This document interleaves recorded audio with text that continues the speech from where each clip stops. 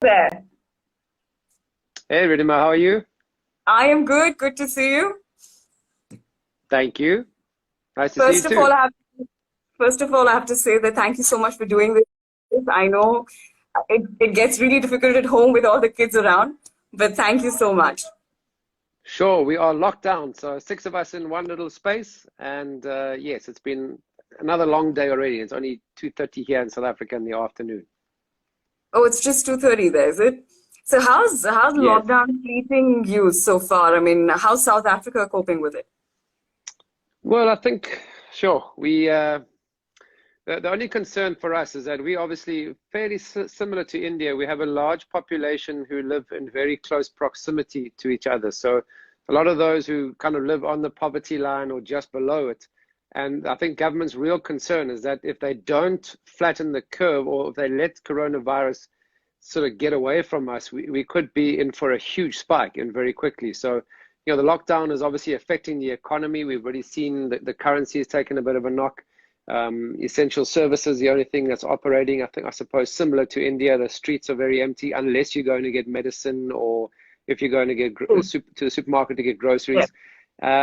People are still, we actually expecting a home delivery. We ordered a week ago, still hasn't arrived. So I think everybody on lockdown just, it really hasn't been out. So we've probably been out the house on 3 occasions to get groceries in the 10 days. So it's not totally, but that's me on my own. The rest of the family are really are stuck inside the house. So fortunately, we have a tree to play with, but we have bicycles here, mountain bikes that are just gathering dust, surfboards over there that are gathering dust, and even me gathering dust. So yeah, a little bit Actually, hectic. the fans in India don't think so because I think there's a guy called Anil who's just mentioned that you look as fresh as 1992. And Jonty, I have to tell you, more than me asking you questions, I have received so many questions for you that I think I'm just going to get all the questions of the fans first to you before we have a Sure, chat. And sure. there are a lot of compliments coming your way. Well, some say that 1/4 of the Earth is land, which is completely covered by Jonty because he's that fast and agile. So everything that is coming your way. But I'm just going to start with one of the fan questions that's come in. Satyan asked that, what does one do to get your fitness level? Well, I think it's quite interesting because currently doing some sort of workout videos and involvement in that because we are stuck at home and we obviously don't want to just do nothing. And I showed you the bicycles, I showed you the surfboards. Our fitness level is more about lifestyle, and an important part of the lifestyle is our nutrition. I think that the biggest issue with India, from a fitness point of view, is everyone sees Bollywood, and that's kind of the sort of the poster for fitness, and it's all biceps and six pack but Yeah. not really true wellness. So I think our mantra as a family is about wellness. I mean, we have an Ayurvedic doctor that assisted with the birth of both our babies in 2015. She was born during the IPL and Nathan in 2017. So with an Ayurvedic doctor, there's 5,000 years of incredible knowledge. I think the biggest issue for a lot of society today is that we all kind of look to the West and think that's best, and we take a pill to fix anything. And Yeah. coronavirus has certainly shown us that, is that, people are talking about how do we improve our immunity, and it's not a quick fix. And we, as a family, our shame, our poor children, we make them smoothies in the morning on the way to school because it's an early rise, but it's got kefir in it. It's got goat's milk yogurt, good in probiotics. It's got various superfoods. I mean, we have ashwagandha, Shatavati. So we, as much as possible, are loading ourselves, and food can be your medicine. And Yeah. my father-in-law is actually a doctor, he's a GP. My wife studied medicine and then she switched over to architecture. And she's convinced that we don't need to get medicine all the time to make ourselves better. We do have to empower our system to take care of itself and to fight whatever comes its way. And I think, fortunately, our children, they keep thinking they're having a chocolate milkshake, but it's cacao. So if you add enough bananas to it and figs and things like that, it does become sweet enough for them. So they merrily eating what we give them in the morning, thinking they're having a chocolate smoothie on the way to school. So Yeah. nutrition is very important, and then staying active. Sorry, it's a bit of a monologue here. But staying active is again, from a lifestyle point of view, It's not a training regime, because it's so difficult to try and stick to a diet, try and stick to a training regime, because it's a regime. It means it's hard work. Yeah. When it's your lifestyle, whether it's walking further than you should, or walking instead of getting in the car, going up and down stairs instead of on the elevator, these small things. And don't have the biscuits with your tea. What is that in India? Man, it's always two cookies with your tea. So stay away Just from the that. cookies. I just did that. I shouldn't be doing it. But so, Yeah. Rajan has asked you, did you ever get an opportunity to work in Bollywood films? Fortunately not, because there's a couple of things that I don't do very well. One of them is sing, and the other one is dance. So pretty much counts me out of Bollywood, that's for sure. But we're all aware, and that's why India is a huge fan of yours, and we know about your passion for India. The fact that you named your daughter India, how did that happen? What instigated you to do that? Well, I think different. My wife and I, she's a yoga teacher. She hasn't taught yoga for a while. I've kept her way too busy, sadly, having babies and visiting India. We've bought a property together, which was an old house, a national monument house, which she had to renovate over time, because to get any permission to change anything, we didn't change much, but we just had to obviously fix it up because it was 170 years old. So Yep. that kept her fairly busy. But Melody, just with her yoga, she follows Vedanta philosophy, and my perspective, it was more a case of, I've seen a couple of ex-cricket players whose sons then come into playing the sport, and in India, they Yeah. get put under an immense amount of pressure to be like their father. And I Yeah. think that was a key with me. The 9 seasons that I had with Mumbai Indians as a fielding coach, and driving out of the Trident Hotel at Nariman Point, because I like to borrow an Enfield, I like to get around on a Bullet wherever I go across India. And, you kind of turn right towards Wankhede Stadium. And every time I turned right, it was something different every single day. So I think that was a key for me, was that there was no expectation. And too often you'll hear young sportsmen and women being told, the Western, or in Latin, carpe diem, seize the day.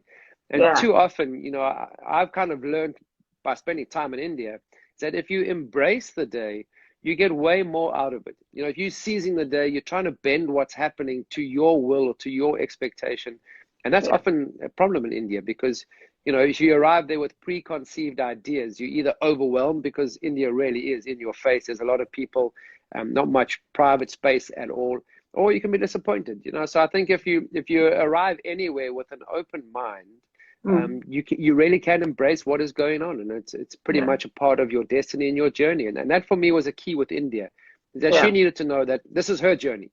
Mm. Whatever, when she goes, every day that she Mm. turns right, she can, whatever I see that she is doing, I'm happy to support her in that. So that was my reason for calling India, is that from my perspective, there is no expectation. I'll embrace every day what she does. So that was my reason for India. And as Indians, we're very honored for that. I must tell you that. Thank you. And there's another viewer who's asked you, have you enjoyed the Indian spicy food, and which one's your favorite? Yeah, obviously, I mean, that's the amazing thing about India. The diversity is something that in South Africa, only after apartheid, growing up in apartheid era South Africa, I had white friends, that was it at school, all white kids, people who spoke the same, looked the same, and ate the same. And now going to India, there's such diversity within a state, let alone from across state to another state, where, if you go up north, there's way more mutton. I love Rajasthan, lal mas. I mean, I really enjoy the mutton, so I will go up and enjoy there. Down south, in Bangalore, Mulki, Mangalore, in Mumbai, I'll eat the fish, some great seafood curries, and way more vegetarian down south. So depending on where I am. But my wife, I must say, waiting for India the first time around in India to be born, she had a lot of palak paneer. So India Oh, loves spinach. It's amazing. She yeah. she loves spinach. So we kind of, we veg and non-veg, depending on what we feel our system is requiring, but not one particular. I went up to Gulmarg and we had a Vaswan, with the chief minister at the time. He had his chef come in and they prepared the food for 24 hours. So just incredible diversity across India. So to say, I used to love gulab jamun. Now it's destroyed me. I can no longer eat another sweet in India. Man, everyone in South Africa, especially, and in the Western world, think India and the food is all about spice. But Yeah. having spent a lot of time there, I know it's about the sweet. Oh, Everything yes. is very, very sweet. Yes. In fact, a lot of my friends and a lot of my colleagues from Sony Sports India have joined in, and there's a co-anchor of mine called Arpit. He's like, I love you, Jonty, right now. And my producer Ayush is asking you, do you miss Mumbai, and which city in India is your favorite? Again, of course, I mean, we actually just before the coronavirus came around, we Yeah. were in Mumbai playing in the road safety awareness cricket tournament. So all the Yeah. old boys, they call a few of them legends. The rest of us are just old guys, who are there making up the numbers, and we're having a great time back in the Trident, and it really felt like home. The staff were there, and it's crazy because the service is incredible. And when I sit down the first day at breakfast, I got the same meal from 3 years ago that they remember that I like the masala omelette in the mornings if I have it. So as I sat down, and then I do sneak a slice of banana bread. So I'm not all, 100% healthy. Every now and again, I do take stuff with me that I got a little bit of sugar in it and taste. And but they knew it. So as I was leaving breakfast, saying goodbye, they said, "Oh yeah, Mr. Jonty, yes, your takeaway banana slice," And so the service is incredible. The friends and the family that we have kind of met and made in Mumbai, you do miss it. And Yeah. as far as a favorite city in India, like I said, I mean, the diversity is just incredible. I mean, that's why they call it Incredible India. Yeah, incredible India. And I know this that, in fact, when I was doing my little bit of research on you, I've realized that you have done things in India that half the Indians must have not even thought of. You've gone snowboarding in Kashmir? Yes, I have in Gulmarg. So I think, it was interesting because I was 2 weeks with doing some tourism work. And one was a week in Gulmarg doing snowboarding, and then straight from there down south to houseboating in Kerala. So talk about extremes and diversity. From this incredible snow where we were flying in helicopters, getting dropped off in mountains in the middle of nowhere, and then literally a week later, cruising on a houseboat and on the backwaters in Kerala. So, I really have been privileged, and I think that's been such an important goal of mine since I retired. Because as a cricket player, you kind of see the airport, the hotel, and the Yeah, ground, and that is it. yeah, And not many players experience the country or the culture that they're visiting.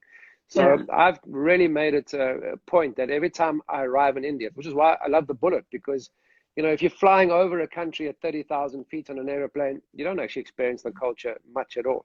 yeah. And if you're driving through it or riding through it, then I ride a bicycle as well. I ride a bike from.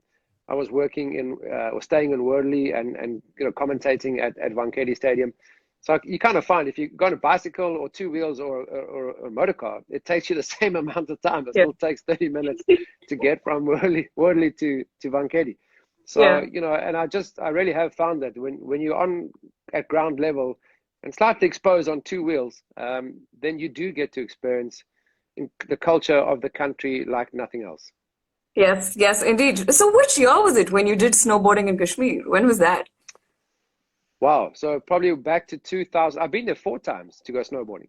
So the first time I went there, I think it was about 2010. I actually learned to snowboard in Kashmir, which was a little bit scary, I must confess. In fact, I was so bad that I think they sent the search and rescue crew with me. They thought I was going to bring the whole mountain down. The avalanche crew were sent with me every time I went up on the ski lift. So it was interesting because at the time, in about 2010, they only had one gondola. It was the highest gondola in the world. So it dropped you off at 4,000 meters and you had to make your way down. And it was pretty hair raising, I must confess, but it was so intoxicating that I've been back since on three other occasions. So, But didn't anybody tell this you how time, sorry, didn't anybody tell you how dangerous it could be for other reasons as well to go? well, that's the thing. I mean, in South Africa, people keep saying, "Oh, crime's an issue," and it is. It's an issue.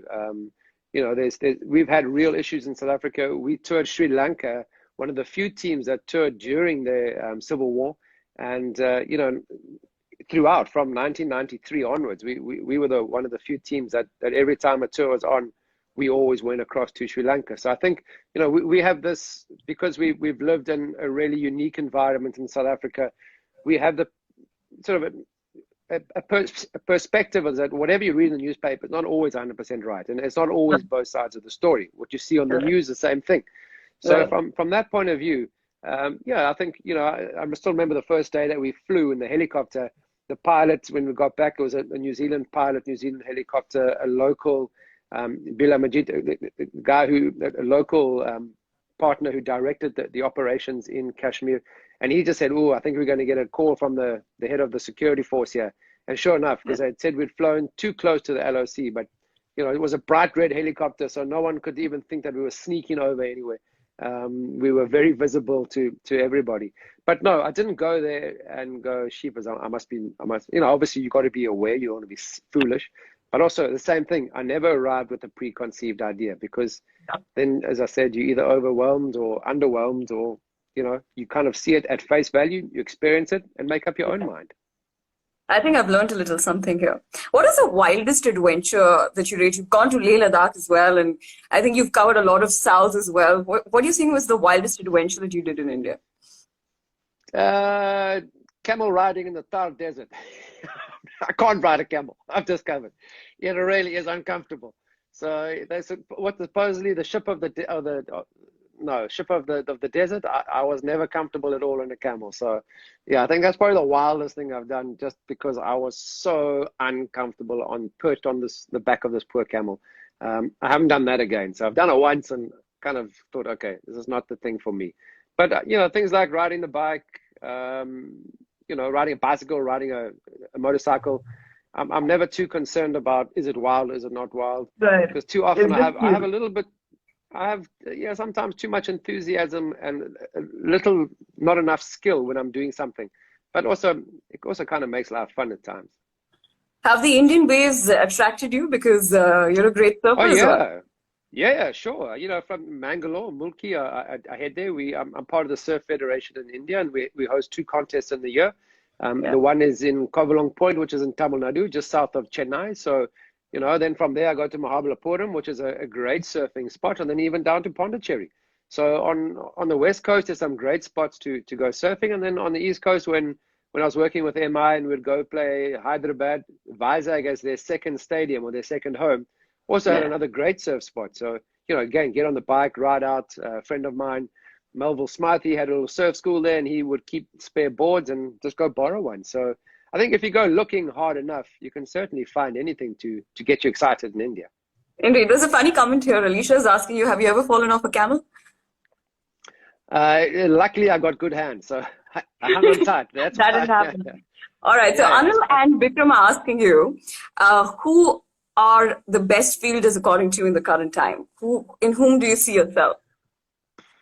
Well, that's so difficult. I mean, if you have to say, who do I see myself? I know for a long time I got real criticism, because Suresh Raina for me has been some guy that's been exactly, if I look at the way that I played my cricket, I see him diving and he fields everywhere. I think what we've seen, the changes in the modern game because of T20, because of the power play, is that fielders now have to field in the circle, on the boundary. He fields at slip everywhere, and he throws himself around the field.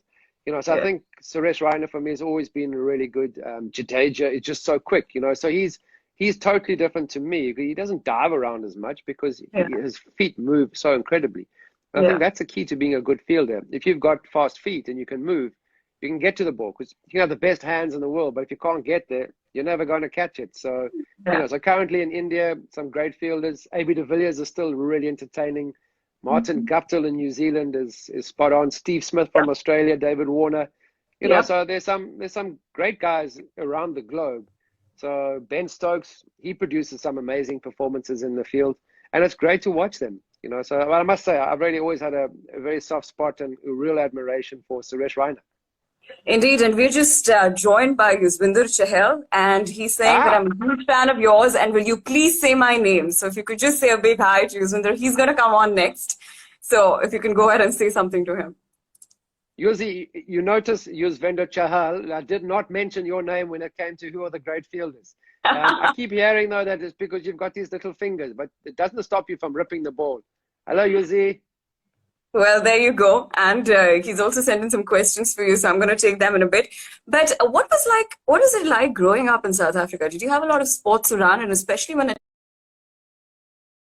time when you got into cricket, there was no fielding coach. How did you happen to become the best fielder of the world? Well, firstly, I think it was easy to become the best fielder in the world just because there was no number 2. So becoming number 1 is very easy when it's a field of 1. Nobody else was even thinking about fielding. So, if from my perspective, I was doing something on the cricket field playing for South Africa. exactly what I was doing in the backyard with my two brothers, from age 5 or 6. The Yeah. reason why I got into sport early on is that my father's a teacher, and in South Africa, when you're a teacher, you're also a sports master. So, he ended up being the principal. I'm the middle son of three boys, Mm. and we would get to the school early in the morning because my dad was a principal, and because he was a coach, we would be the last guys to leave the school in the afternoon. So nothing else to do. We had the option of doing our homework or we could play sport. So we obviously chose the latter. Yeah. And it also, we have distinct seasons in South Africa. So you have winter and summer, and 4 different sports are an option. You have to play 2 sports in the summer. For me, it was tennis and cricket, and 2 sports in the winter, which were hockey and soccer. So it wasn't a case of you could play cricket all year round. You had to play 2 different sports in the 2 different seasons. So we were exposed to a great deal of different sports. And if anything, it really did help me from a fielding point of view, because we, as you rightly said, we didn't have a fielding coach. But as a Yeah. hockey player, I had skills which moved me fast across the ground. As a soccer player and a hockey player, I was a center forward, and I would see the goalkeeper and the positions that they would get into to try and prevent me from scoring a goal. So I would then treat myself at backward point as a goalkeeper Yeah. and try and cut the angle down by coming closer. And that was my main goal, was to stop the ball from going past me. So run outs and catches were bonus, but my main job was to stop the ball from going to the boundary. Right. So when you look back to your cricketing career, what is the kind of feeling it evokes? How would you describe it? Well, grateful that it's over. I see the timetable that the guys have these days is just and it's great to be a part of the IPL. In some, I've done some commentary work since I've retired from coaching with Mumbai Indians. I'm now back with Kings 11. When the next IPL is rescheduled or is actually hosted, we'll have to wait and see when that takes place. But looking forward to being back in the system, because it is the greatest tournament in the world from a cricketing point of view. So all the best players, they want to play. You work with some great up-and-coming local talent in India, and then also some of the most amazing cricket players from all around the globe. So really exciting to be in that. I don't miss not playing, I must confess. I had such an amazing opportunity, especially if you take into consideration that growing up in South Africa during apartheid, there was no country to play for. So, it wasn't a case of it was a dream come true. It wasn't even a dream, and I can honestly say that. South Africa, when you're a teacher, you're also a sports master. So, he ended up being the principal. I'm the middle son of three boys, Mm. and we would get to the school early in the morning because my dad was a principal, and because he was a coach, we would be the last guys to leave the school in the afternoon. So nothing else to do. We had the option of doing our homework or we could play sport. So we obviously chose the latter. Yeah. And it also, we have distinct seasons in South Africa. So you have winter and summer, and 4 different sports are an option. You have to play 2 sports in the summer. For me, it was tennis and cricket, and 2 sports in the winter, which were hockey and soccer. So it wasn't a case of you could play cricket all year round. You had to play 2 different sports in the 2 different seasons. So we were exposed to a great deal of different sports. And if anything, it really did help me from a fielding point of view, because we, as you rightly said, we didn't have a fielding coach. But as a Yeah. hockey player, I had skills which moved me fast across the ground. As a soccer player and a hockey player, I was a center forward, and I would see the goalkeeper and the positions that they would get into to try and prevent me from scoring a goal. So I would then treat myself at backward point as a goalkeeper and Yeah. try and cut the angle down by coming closer. And that was my main goal, was to stop the ball from going past me. So run outs and catches were bonus, but my main job was to stop the ball from going to the boundary. Right. So when you look back to your cricketing career, what is the kind of feeling it evokes? How would you describe it? Well, grateful that it's over. I see the timetable that the guys have these days is just and it's great to be a part of the IPL. In some, I've done some commentary work since I've retired from coaching with Mumbai Indians. I'm now back with Kings 11. When the next IPL is rescheduled or is actually hosted, we'll have to wait and see when that takes place. But looking forward to being back in the system, because it is the greatest tournament in the world from a cricketing point of view. So all the best players, they want to play. You work with some great up-and-coming local talent in India, and then also some of the most amazing cricket players from all around the globe. So really exciting to be in that. I don't miss not playing, I must confess. I had such an amazing opportunity, especially if you take into consideration that growing up in South Africa during apartheid, there was no country to play for. So, it wasn't a case of it was a dream come true. It wasn't even a dream. And I can honestly say that because of apartheid, there were economic and sporting sanctions that were imposed against South Africa. And state cricket and state hockey at university, I was studying at university, got a Bachelor of Commerce degree. And that was my sort of career. I had to get a job that would fund me playing hockey and fund me playing cricket. And suddenly in 1992, I kind of launched onto the scene thanks to Inzamam Ul Haq. So, it wasn't a case, I don't miss anything now that I'm no longer playing. I don't have any regrets. We never won a World Cup. I played in 4 of them, but I had the most amazing opportunity, which came from absolutely nowhere. So that for me was really exciting and just something to be really, really grateful for. So what would you say was the most remarkable moment that you might want to live again?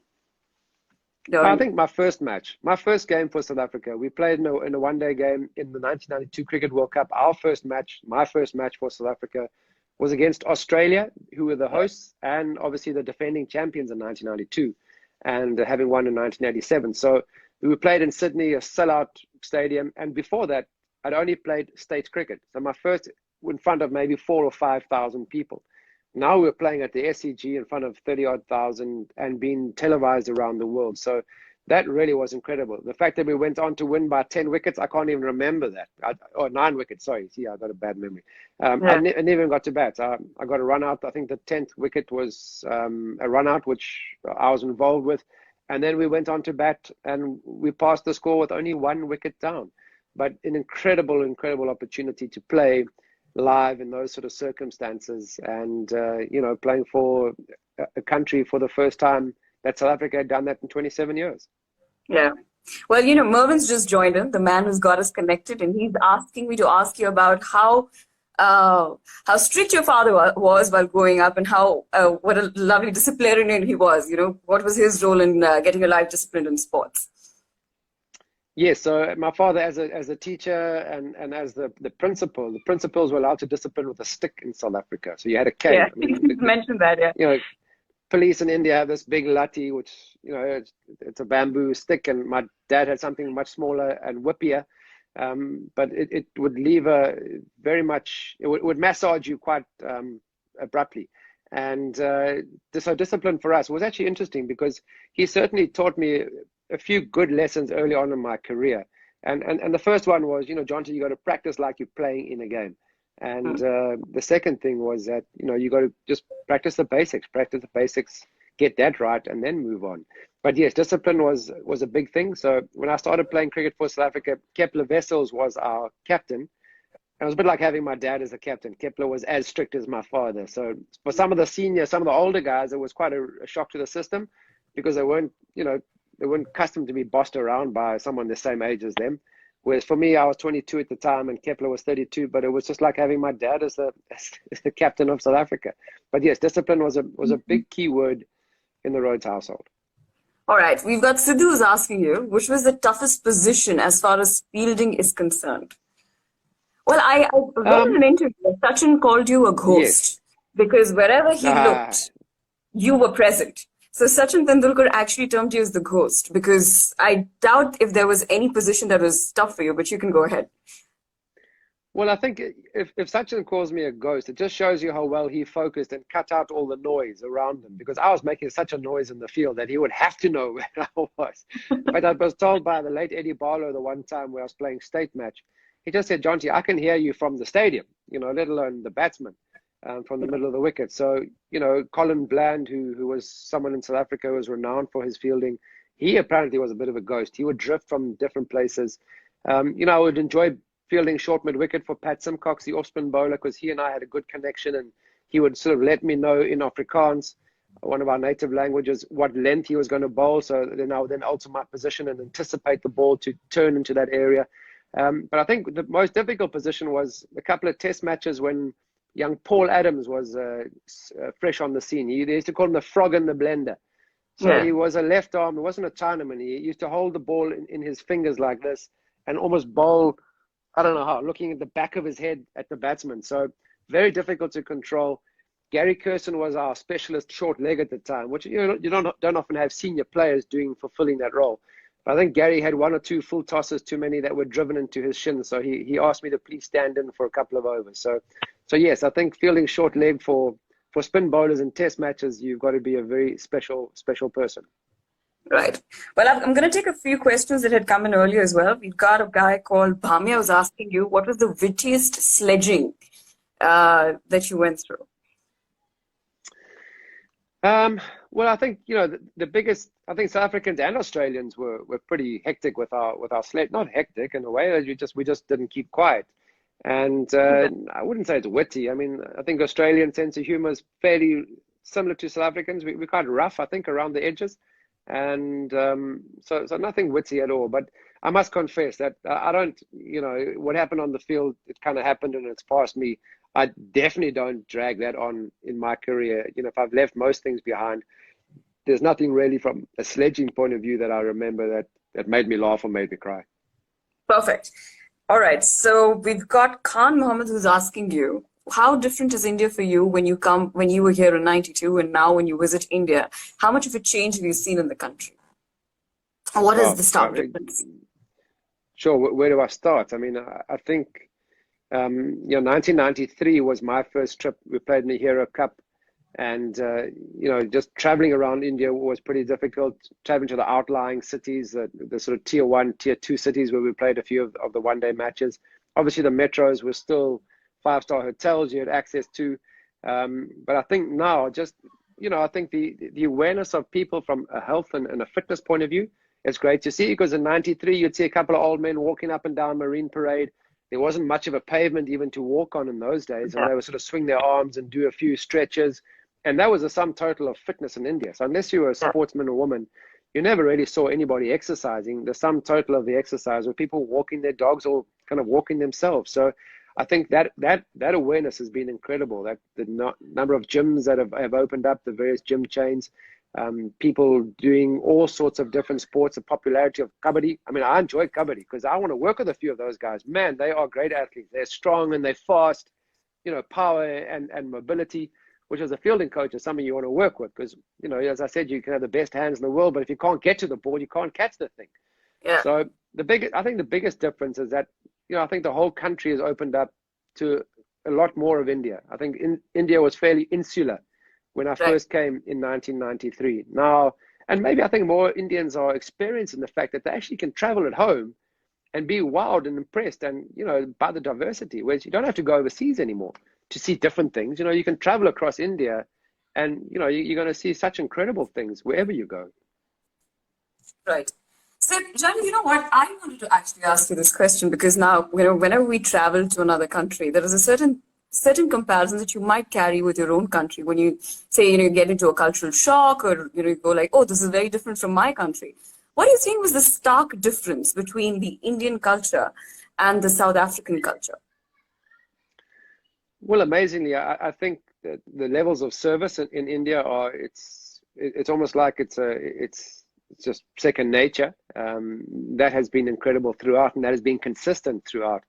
And then also just the focus on cricket. I mean, from 1993, even though we've obviously seen with T20 cricket and when MSD went with a young side and won the first T20 World Cup, how T20 became popularized in India.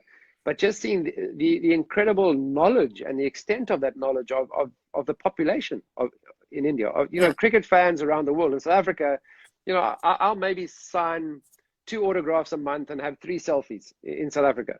And in India, and so unless you're playing in the current team, the local South African population, the kids, are not really that interested in what you're doing. Whereas in India, I can go to India, talk about 92 World Cup, 96 World Cup, and there'll be people there who will know exactly what I'm talking about and which teams were participating and who was in those teams. So I think that cricket awareness is just, if you're a visitor to India as a cricket player, it just is incredible. You kind of go, well, it's amazing that people still, but then you go, wow, okay, so I wonder how many times Sachin Tendulkar ever got out and walked around the streets in his day. I don't think too often. He still doesn't get out much. So that's going to be a right. If that happens, that's going to be a right. But yes, you're right about it, that Indians really know the cricket very well, and ball to ball and year to year. In fact, a lot of people are commenting, do you remember, Johnny, this happened in that year, and do you remember that this happened in that year? So, of course, a lot of fans have tuned in. But one more question that Rohit has asked you is that what has majorly changed in the Indian team from when you played them to now? I think that obviously, that the success that they've had at home they've always been a strong side at home, but how competitive they've been away from home. So their fast bowling unit is top class. Obviously, from an aggression point of view, we saw a bit with Dada, with Ganguly when he took over. We saw a little bit of that aggression come through, but only kind of through him. Harbhajan has obviously been involved with a few on and off the field spats, but as a whole, as I said, I mean, too nice. The team was almost too nice. It was almost like their service levels of the Indian team was a bit like the rest of the country from a culture point of view. Whereas now you see, Kohli leading aggressively from the front, but the athleticism, which is something that he has certainly introduced, just makes the entire unit such a good fielding side. I think, so obviously as a fielding coach, I'm slightly biased in what I'm looking at because, you still think, well, there's a bit of weakness away from home on the bouncier wickets. But from a batting perspective, but if you think about the fast bowlers now, Shami and Bumrah, you don't want to be preparing green tracks that you can just knock over the Indian batting lineup because you're going to get knocked over yourselves.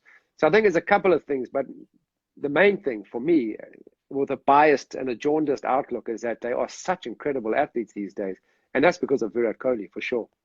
Yeah, is he your favorite cricketer, or do you have a favorite cricketer from the Indian team?